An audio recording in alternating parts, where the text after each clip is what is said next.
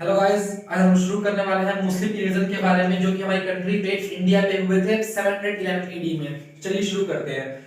बच्चों का कंफ्यूजन रहता है इसमें कि मुस्लिम्स ने एक्चुअली इन्वेड इंडिया में किया कब था। तो सबको ये लगता है कि हाँ, जो बैटल ऑफ टेरेन हुई थी वहां से मुस्लिमों ने हमें कंट्री पे इन्वेड किया था। मगर सच्चाई ये नहीं है, क्योंकि इसके पीछे भी तमाम बहुत सारी कहानियां जो हमें जानने बहुत जरूरी हुई है। तो चलिए देखते हैं। फर्स्ट क्या हुआ था 711 एडी के टाइम में। एक अरब इन्वेजन हुआ था इंडिया में, ठीक है। लेकिन ये इन्वेजन क्या हो गया था, एक फेल्ड इन्वेजन था। ये इन्वेजन भी क्या फेल्ड हो गया था। यानी मुस्लिम्स हमारे कंट्री पे कॉन्कर करना चाह रहे थे। वो हमारे कंट्री पे वो लोग कॉन्कर करना चाहे थे, मगर वो लोग क्या हो गए पूरी तरीके से फेल हो गए थे। यानी ये इन्वेजन क्या हुआ था, फेल हो गया था। उसके जस्ट एक साल बाद यानी 712 एडी में क्या होता है, फिर से ये इन्वेजन मुस्लिम इन्वेजन होता है हमारी कंट्री में, जो कि अरब इन्वेजन ही था। फिर से अरब इन्वेजन होता है, ठीक है। लेकिन इस बार इंसान आता कौन है, बिन कासिम, मोहम्मद बिन कासिम हमारे इंडिया में क्या करता है, इन्वेजन करता है, ठीक है। और उस टाइम इसको भेजता कौन है, इसे भेजते हैं मंसूर हल्लाज। मंसूर हल्लाज सऊदी से, ठीक है। एक्चुअली में था क्या, जो ये का बिन कासिम था ना, ये उस टाइम का गवर्नर हुआ करता था अरब का। उस टाइम का ये गवर्नर था, जिसको किसने भेजा था, मंसूर हल्लाज ने भेजा था, ठीक है। ये इन्वेट करने इंडिया पे आते हैं और उस वक्त इंडिया पे बहुत नुकसान होता है। उसके बाद से क्या होता है, ये इन्वेजन हुआ जो बहुत फेमस इन्वेजन है। इसके बाद इन्वेजन होता है हमारी कंट्री पे 1024 एडी में, जो कि हमारा ये बहुत फेमस और वन ऑफ द मोस्ट कह सकते हैं डिस्ट्रक्टिव इन्वेजन हुआ था। इसमें क्या हुआ था, आपने नाम सुना होगा मोहम्मद गजनी का। मोहम्मद गजनी, इस इंसान ने हमारे कंट्री इंडिया पे 1024 एडी में अटैक किया था, जो कि इसने 17 टाइम्स इन्वेड किया। कहां पर, सोमनाथ। सोमनाथ मंदिर का नाम सुना होगा। सोमनाथ पे अटैक किया इसने 17 टाइम्स। और जितने भी वहां पे ज्योतिर्लिंग हुआ करते थे वो सब कुछ ने तोड़ फाड़ के बहुत ज्यादा तबाही मचा दी थी इसने। मतलब आप कह सकते हो बहुत ज्यादा डिस्ट्रक्शन इसने फैलाया था। तो 1024 एडी में क्या हुआ था, मोहम्मद गजनी ने 17 टाइम्स सोमनाथ में क्या किया, अटैक किया। और उस टाइम होता क्या है, 17 टाइम्स अटैक करता है ये। लेकिन जरूरी बात जानने की क्या है कि उस टाइम इंडिया में रूलर कौन हुआ करता था। तो उस समय इंडिया में उस टाइम जो रूलर थे वो कौन थे, वो रूलर थे भीमावन। भीमावन उस टाइम क्या थे, इंडिया में रूलर हुआ करते थे।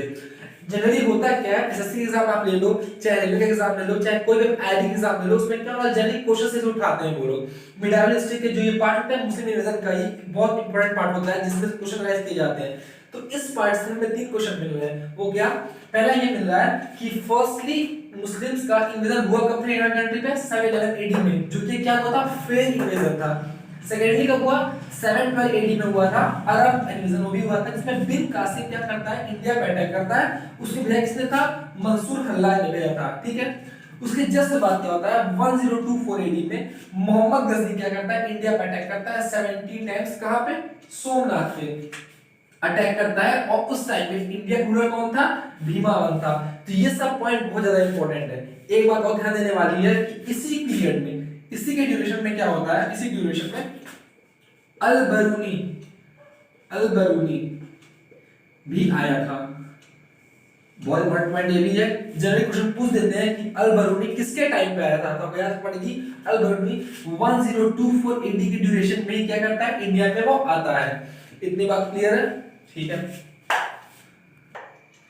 तो अल बरूनी आया था, यहां तक हमने बात पढ़ ली। अब देखिए इसमें एक बात बहुत इंपॉर्टेंट बात जानने वाली है, वो ये है कि जितने भी इन्वेजन्स ये हो रहे थे ना, ये सब जितने भी इन्वेडर्स थे, मुस्लिम इन्वेडर्स थे, अरब थे, वो सब क्या कर रहे थे मालूम है, ये सभी लोग हिमालयन रीजन से आ रहे थे। कहां से आ रहे थे, हिमालयन के रीजन से आ रहे थे। हिमालयन का जो हिंदू कुश वाला इलाका है ना, हिंदू कुश वाला इलाका, वहां से लोग एंट्री कर रहे थे। इस वजह से, क्योंकि पहले उस समय नाव नहीं चलती थी, ठीक है। नाव थी नहीं, नाव पता है कब आई है, जो नाव आई है समुद्र से वाले थे वो लोग, जो शिप्स आई थी वो तब आई जब यूरोपियंस आ गए हैं। जब यूरोपियंस इंडिया में एंट्री की है उसके बाद शिप्स बनना स्टार्ट हुई है। अब खुद तय तो आते नहीं वो लोग, तो जनरली क्या होता है, हिमालय पे रीजन था जो हिंदू कुश वाला इलाका था, वहां से लोग क्या करते इंडिया में एंट्री करते थे। ठीक है, तो इतनी बात तो क्लियर हो गई होगी। अब इस सब चीजों में एक बात बहुत ध्यान देने वाली है, वो क्या है, देखो ध्यान देना चीजों पे। जो ये इन्वेजन हुए थे ना, ये दोनों इन्वेजन ये आपके क्या थे, अरब इन्वेजन थे। कौन सा इन्वेजन था, अरब इन्वेजन था। ठीक है, जो ये इन्वेजन होता है हमारी कंट्री में वो होता है आपका कौन सा, टर्किश इन्वेजन। कौन सा, टर्किश इन्वेजन। ठीक है, यानी बिन कासिम का जो इन्वेजन था वो कौन सा था आपका, अरब इन्वेजन था। जो मोहम्मद गजनी ने अटैक किया था वो कौन सा था आपका, टर्किश इन्वेजन था। इसके फिर बाद अब जो इन्वेजन होने वाला है उस पे इंडिया पे बहुत बुरा इम्पैक्ट पड़ने वाला है। क्यों, आप कह सकते हो बुरा भी और अच्छा भी कह सकते हो, क्योंकि इसके बाद से क्या हो रहा था, जो मुस्लिम इन्वेजन हो रहे थे हमारे कंट्री में, वो लोग हमारे कंट्री पे एक्चुअली में इन्वेजन तो कर रहे थे मगर वो लोग सेटल नहीं हो पा रहे थे, यानी कह सकते हो स्टैब्लिश नहीं हो पा रहे थे, वो आगे कॉन्कर नहीं कर पा रहे थे सही तरीके से। लेकिन इसके बाद से जो इंडिया पर अटैक्स होंगे, जो पृथ्वीराज चौहान के बारे में आपने सुना होगा 1191 AD 92 AD battle of Tarain का जो सुना होगा, वो अटैक्स होने वाला है इंडिया पे। उसमें क्या होगा, हमारे कंट्री में जो मुस्लिम्स हैं इन्वेजन वो आके क्या होगा, अरब इन्वेजन क्या होंगे हमारी कंट्री पे आके वो लोग एस्टैब्लिश हो जाएंगे। चलिए इसके बारे में देखते हैं। तो गाइस हम लोग देखने वाले हैं मुस्लिम इन्वेजन जो हमारे कंट्री में हो रहे थे लगातार 3 साल हमने देखा है। 711 एडी का देखा है, उसके बाद कब देखा है 712 एडी का देखा है, उसके बाद 1024 एडी का देखा है। लेकिन तीनों इन्वेजन में खास बात क्या रहती है कि हमारे कंट्री में इन्वेजन तो होते हैं मगर मुस्लिम्स जो होते हैं वो आके हमारे कंट्री पे एस्टैब्लिश नहीं हो पाते हैं। पहला इन्वेजन कौन था, अरब इन्वेजन। सेकंड में कौन सा था, अरब इन्वेजन। और थर्ड कौन सा होता है, टर्किश इन्वेजन। ठीक है, अब देखने आ रहा है कौन सा इन्वेजन जो कि हमारे कंट्री में एस्टैब्लिशमेंट हो जाता है। ठीक है, देखिए इसका इन्वेजन कौन सा होता है, 1191 एडी। हम लोग उसी इन्वेजन पे ध्यान दे रहे हैं जो कि कॉम्पिटिटिव एग्जाम से पूछे जाते हैं, जो कि एग्जाम पॉइंट ऑफ व्यू से रिलेटेड है। ठीक है, इस इन्वेजन में क्या होता है, मोहम्मद गौरी फिर से कंट्री पे क्या करता है, इन्वेड करता है और फिर से हार जाता है।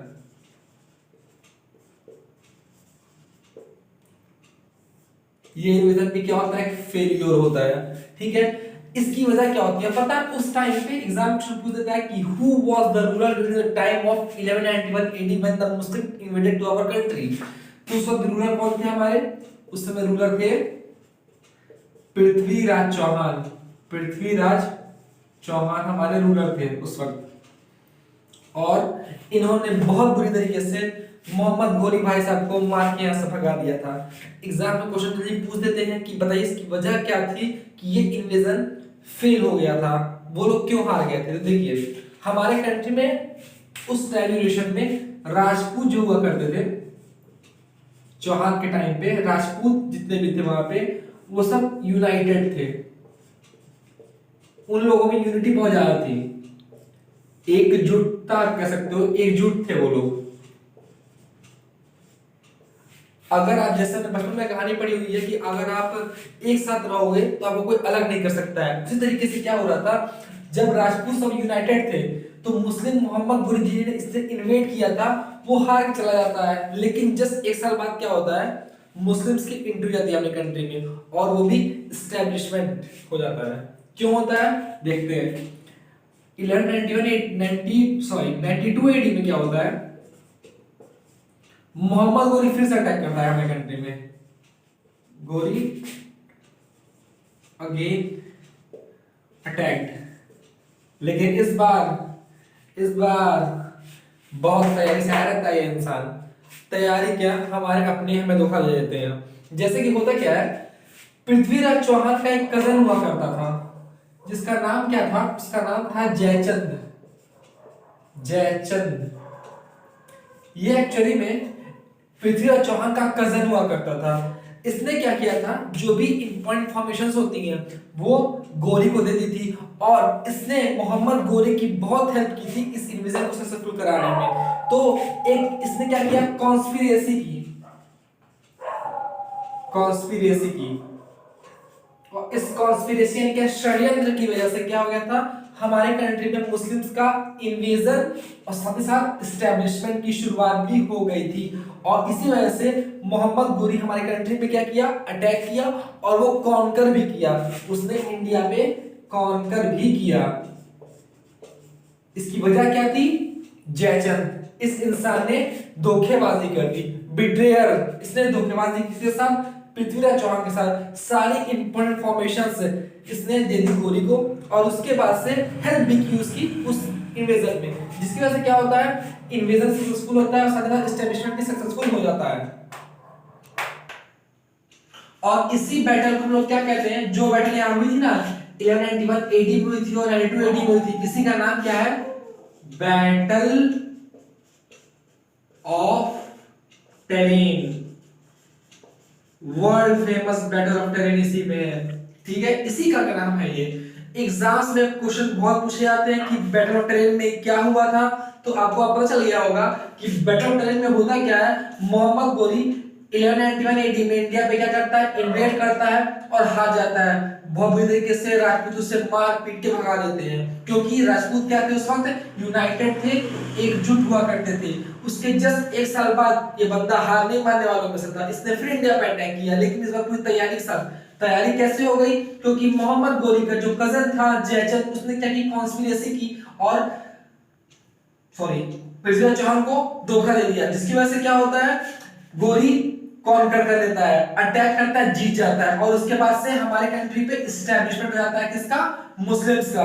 अरब इन्वेजन यहीं से स्टार्ट होती है, यहां से मेन क्या शुरू होती है कि मुस्लिम कैसे हमारे कंट्री में एंट्री करते हैं, कैसे उन्होंने कंट्री पे इन्वेजन किया, कैसे अटैक किया, कैसे कॉन्कर किया, कैसे एस्टैब्लिशमेंट किया। इसके बाद से हम तमाम डायनेस्टीज की शुरुआत होती है, जिसमें लोग पढ़ने वाले हैं, तुगलक डायनेस्टी के बारे में पढ़ेंगे, मामलुक के बारे में पढ़ेंगे, खिलजी के बारे में पढ़ेंगे, लोधी के बारे में पढ़ेंगे, तमाम डायनेस्टीज के बारे में अब शुरुआत होने वाली है, जो कि बहुत इंटरेस्टिंग होने वाला है। तो आप लोग मुझे टिप्स दीजिएगा कि आपको किस चीज के बारे में इंफॉर्मेशन चाहिए, किस चीज के बारे में आपको वीडियो चाहिए, मैं अपनी वीडियो बनाता रहूंगा। तब तक के लिए थैंक यू सो मच।